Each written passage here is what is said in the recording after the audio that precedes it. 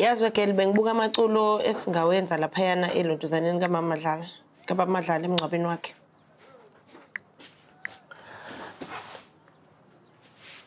Haw. Owena upende? Hawgeli. Wayibuzisa nje uyabona nje ola ukuthi owalezi intonga sidinga ukuthi ngi-upgrade kancane ngifake isi-GC. Ima wegeli. Uzopenda endlini yami ungangitshelanga. Ngani? Akusikona kwakhe kamaphumulo. Wathi ngicela ukukhumbuza bandla ukuthi la endlini wena uqashile. Awunayo imvume yokuvela nje uzenzele. Hawgeli.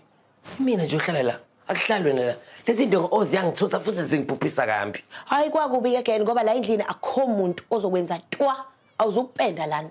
Hawu ona angikwazi ukuphila kanje mina. Yathini ngicela ukuhamba ngeke ukhaya practice wena ngizobona khona.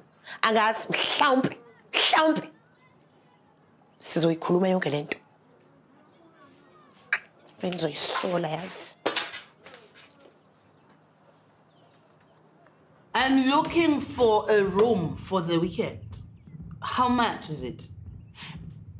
Don't tell me our rooms are expensive. I want to book a room. I don't have money problems. Does that come with breakfast? Okay, book it. You have my details there. I always book them. Book it!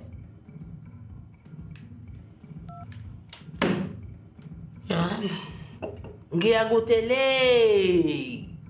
noma mlambo nabangani bakhe abathakathi. Yazi lento enisithembu ukuthi abantu basayenzelani angi-understand futhi angisoze angiyizwa nje angiyizwa ma. Yabo umgede. Angisho ubona umgede ukuthi uyinto nje evulekile. Umuzi wami sengathi umgede ngihlala nabantu engabazi abantu ngathi abangithandi angazi konzalanga. Akusekho mnandi. Manje ucabanga bashiya nomuzi. Cha, ngiyothatha ibreak. Ukuze fashion ngeke azi nanokuthi angisekho lapha yana ngoba anandaba nami. Manje akasakunangihlobo nje. Ngathi ngindoda ethishwa ka. Uvela angibuke ngathi angikho. Umamlambo umuntu obalekile manje. Bena nkosikazi kusho wenza izinto eziright angazi. Cela ungitshela uSibuko ukuthi angiletheleni igushandisi. Kodwa kade uyiphuza ma mhlawumbe izokuchithelisa ngenhliziyo yabo. Anginandaba ngiyayithanda igushandisi. Ingithanda nayo yangithanda futhi ingiphatha kahle kunonkonsi igushandisi. Akayilethe lana uSibuko igushandisi futhi ebese faka enye into ibe strong.